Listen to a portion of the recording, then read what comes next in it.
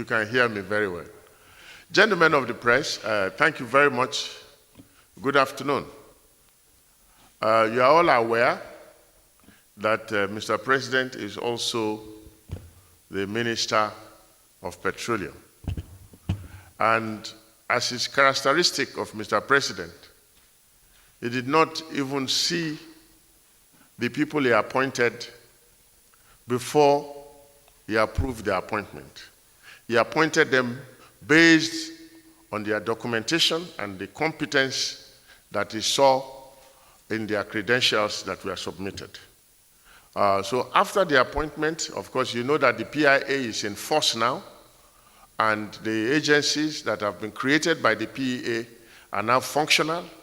The Upstream Regulatory Commission, the Upstream Petroleum Regulatory Commission, and the Mid and Downstream Petroleum Regulatory Authority. They are fully functional.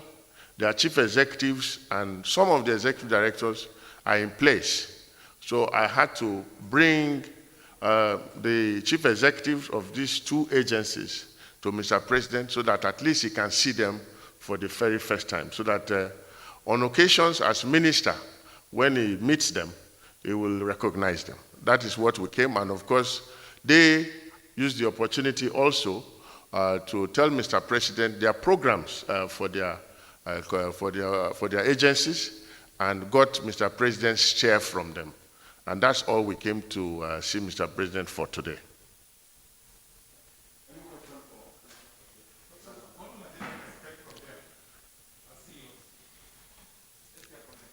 Well, you know, the petroleum industry is being regulated by them.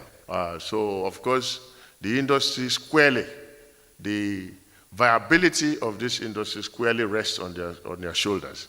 Of course, as suggested, I would like to give the floor to them so they can give you an idea of their programs for their various agencies. The Chief Executive of the Midstream and Downstream Regulatory Authority has already given the answer to that. But you know, we must understand that cooking gas is not subsidized. It is already a deregulated commodity. So the price of cooking gas is not determined by government or by anybody here in the industry. In fact, gas prices are determined internationally. And you are all aware that in Europe today, gas prices have gone up. There was even a crisis in Europe relating to gas prices. So the pricing of gas internationally now affects also the price of gas in the country. Apart from that, there are some issues around VAT charges on imported gas, and of course taxes on imported gas, which we are handling.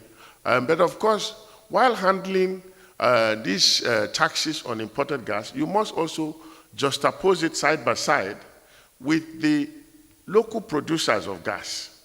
So if you incentivize the importers too much, then you will also kill the local industry. And also, you don't want to incentivize the local industry at the expense of the import.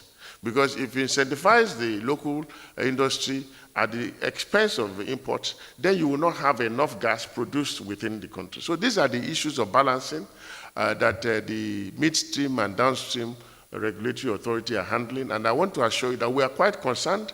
Mr. President also is very concerned. He's aware that the price of gas is high in the market, and we are doing everything to see how we can bring down the price of gas, especially as we approach the Yuletide.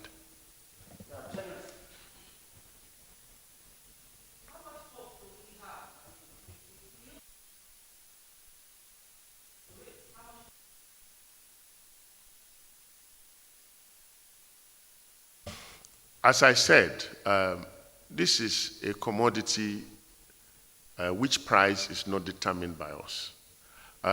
If you tell us, for example, that crude oil prices are high, there is nothing we can do about it because crude oil prices are not determined in Nigeria.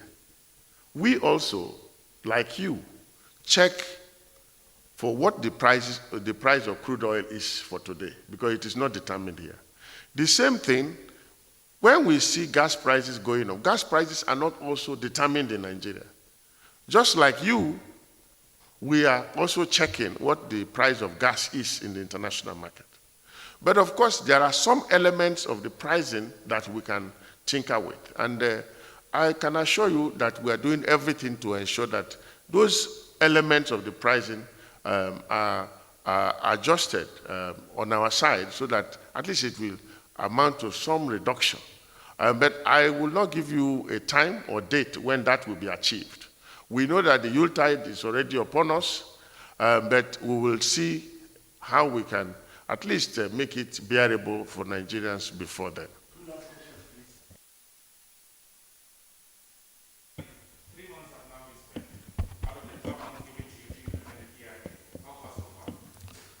Well, of course, Mr. President is happy with the level of implementation of the PIA. A lot is going on.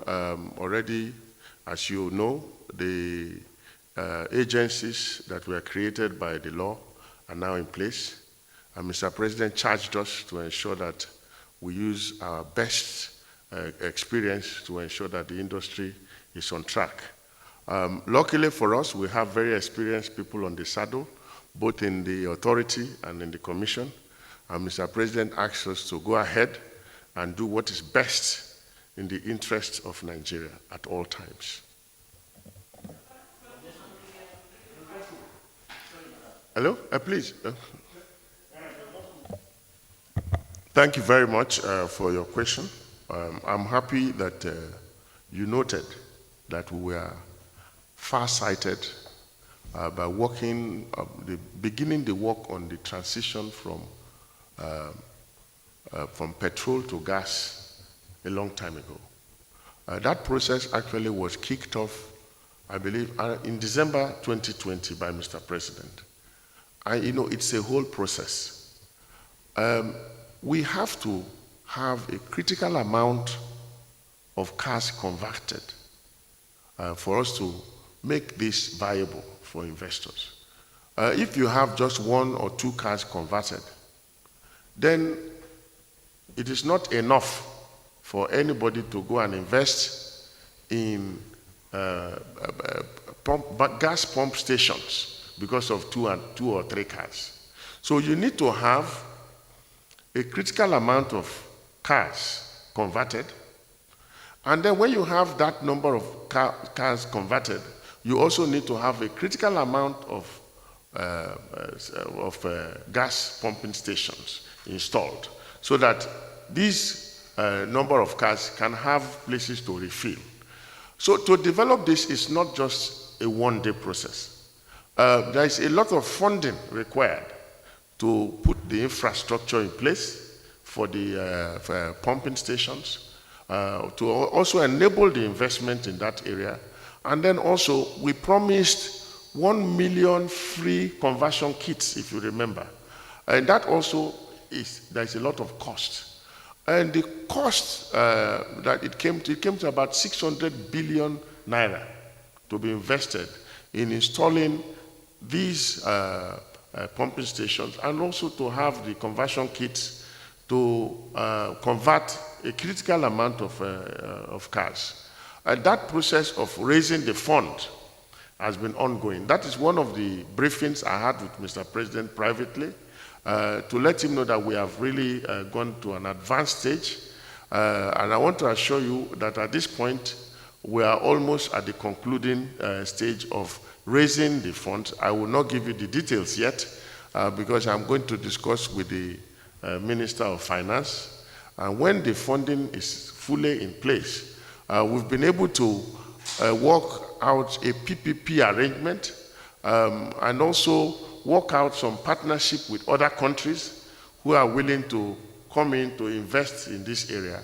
I've already briefed Mr. President, and I want to discuss with the Minister of Finance before we come out openly to discuss with you, our friends in the press. Thank you. Thank you very much. Thank you very much. On the first question, I'll leave it for the CEO of the Midstream and Downstream Petroleum Regulatory Authority to answer, in terms of that is relating to the spike in prices, or the queues rather, at the filling stations. And then the second question, which is on the spillage in OML 29, we are quite aware of it. It's unfortunate that it has happened. It is also one of the issues I discussed with Mr. President as minister, and he has actually asked us to go and visit the site to assess the situation and report back. Definitely, we are quite concerned with what is happening in Nembe, and we'll be going there very soon, tomorrow, in fact, to go and look at what is happening and report back. Mr. President is very personally interested in that, and we have discussed it, and he said we should go there and come back and report to him, because environmental degradation issues are things that we are not going to condone.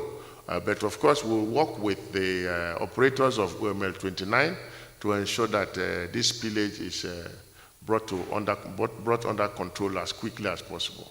Thank you. Thank you, gentlemen of the press. Like the Honorable Minister of State has said, the full implementation of the Petroleum Industry Act has commenced by our appointment, and indeed we have resumed in the office. Like for the Nigerian Upstream Petroleum Regulatory Commission, which I am the Chief Executive, I've been in office in the last 30 days, and in the process, we've been able to come up with 6-point agenda in line with the prescriptions of with the Act, which we intend to transform and add value to the Nigerian upstream activities in a manner that we can optimize value across the value chain of the Nigerian upstream activities. And among these is we intend to, basically work towards enhancing our daily production, which at the moment hovers around 1.6 million barrels a day. In fact, that is the data as of today. So we intend to actually optimize that, and that is put measures in place to do that in alignment with the IOCs and other producers. Equally, we intend to put measures in place, initiative. We are actually initiating that is public-private partnership initiative, which we intend to use to curtail, at least to curb the issue of crude theft, which is impacting negatively on our federation revenue. At the moment, the nation monthly is losing close to, that is 2 cargoes. So we are initiating that. We intend equally to ensure full digitization of the upstream activities in a manner that the nation will have advantage of monitoring on real-time basis. That is the activities of the upstream. So we intend to do that, and in addition, as part of the agenda we intend to unfold is we are very conscious of the threat, to investment in the upstream. That is by the fact that we're in energy transition regime. As a matter of fact, we are a regulator in energy transition period. So we intend to operate in a manner that we facilitate and enable investment in the industry in a manner that we mitigate the effects, because we are conscious of the fact that there will be effect of that energy transition, and part of the effect that is already being noticeable is funding challenges. So, and we put in place strategic plans to mitigate the expected challenges of energy transition. So by and large, these are the agenda we have put in place, for us to optimize value for the nation in the upstream industry. Thank you. Yeah, thank you very much. Regarding your question as to how Nigeria, would benefit from the spike, the observed spike in the price of crude. Yes, in my earlier presentation, I had mentioned the fact that part of our agenda is to ramp up, production, that is the Nigerian daily production. So we are working closely with the Honorable Minister to ensure that we ramp up the volume of our daily production. After all, the federation revenue is a function of the volume against the price. So we believe that once we achieve that, working in collaboration with the operators, which in any case we started doing within our 30 days assumption in office, like I mentioned, we've been engaging with the IOCs, at least to encourage them to, put more investment in the upstream. So with that, we believe that the effect will begin to show, and Nigeria will attract, more improved revenue, from the upstream. Yes, well, the issue of, like I equally mentioned the fact that we are equally working, with the minister trying to put in place an initiative that will curb, crude oil theft, because the moment all those measures continue to show result, then they will be able to optimize the net take from our hydrocarbon resources. Thank you. Gentlemen, ladies and gentlemen, my name is Farouk Ahmed. I'm the newly appointed Authority Chief Executive for the Nigerian Midstream, Downstream Petroleum Regulatory Authority. When I took over, in the past there are only two, for example, areas we say upstream and downstream. But with the coming of the PIA, we have now emphasized the importance of the midstream. And our midstream and downstream, which we cover, will entail us to open up investments, especially in the gas sector, because we have abundance of gas in this country, but it has not been harnessed. So we need to encourage investment in the area. So our main focus here in terms of the midstream is to open up for investors to come invest in Nigeria in the gas infrastructure and gas production, of course, in collaboration with the Upstream Commission. Now, we have been working tirelessly in the past few years to sensitize our people to start using LPG, for example, and they were making efforts to do so. And the production at that time, the availability was there. But now it's more like tilting. So people are now interested and working towards the implementation or rather utilization of LPG, but then the production is not commensurate with the demand. And this is all why we want to focus on investment in the area. Now, a lot of major oil companies like the IOCs want to invest, but the pricing framework is an issue for them. So we are working with the guidance of the Honorable Minister of State for Petroleum Resources to ensure that we put the pricing framework that is attractive enough for the investors, at the same time simple enough for the consumers, whether it is power or industry-based gas-based industries or the commercial gas-based industry or the commercial sectors. So that's on the midstream. So a lot of work needs to be done there, and good enough. The PIA has made provision for infrastructure funds.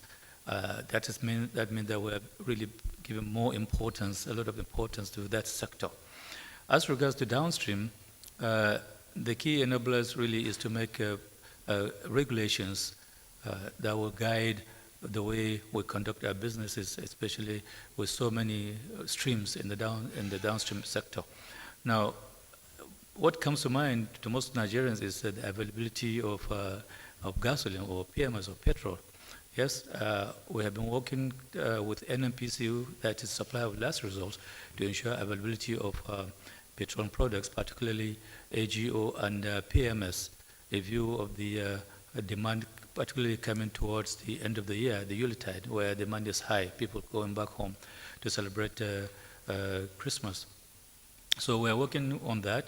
And another area of concern to especially our transporters is on the Petroleum Equalization Fund, because they see that PF has been scrapped, so they are wondering whether the bridging will continue or their outstanding liabilities, the payment will be paid. Yes, just to reiterate that, yep, we are going to continue the bridging, and the payment of the outstanding debts will be processed, but we have to work towards verification to ensure that what we are paying for is actually a genuine claims. Thank you very much.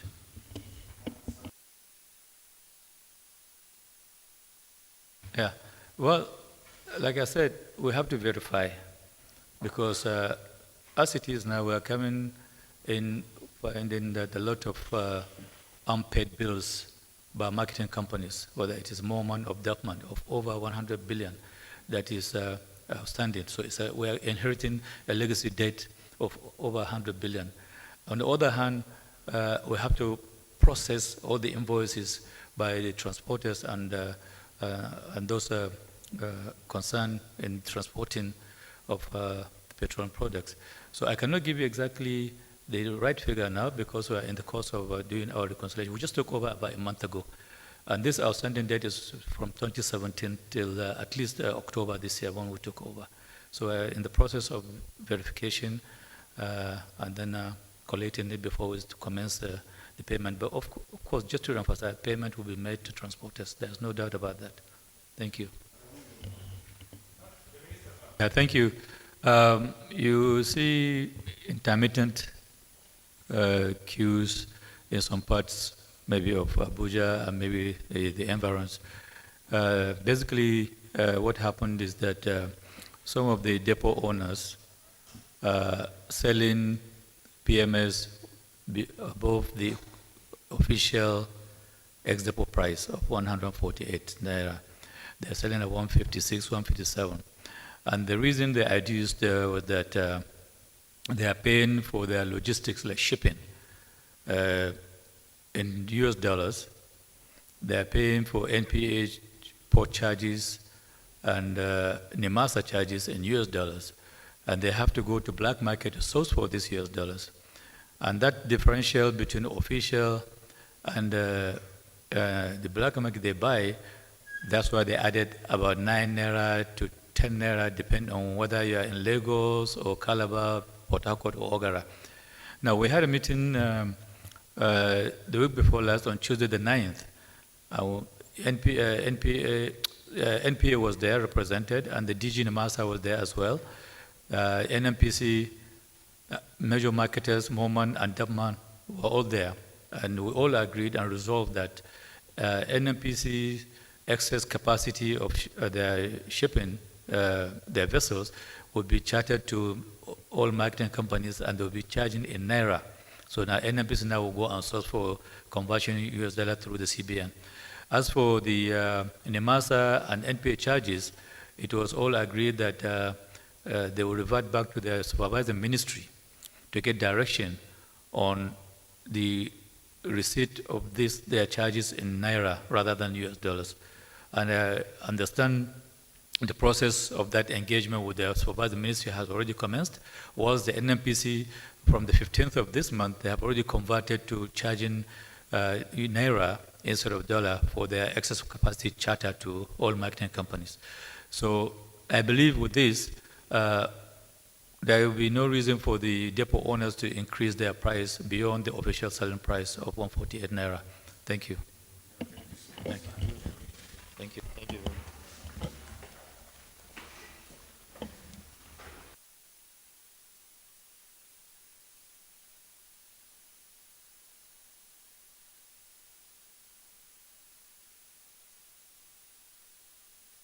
Thanks for checking out SYMFONI on YouTube. Please be sure to subscribe and like our videos for updates.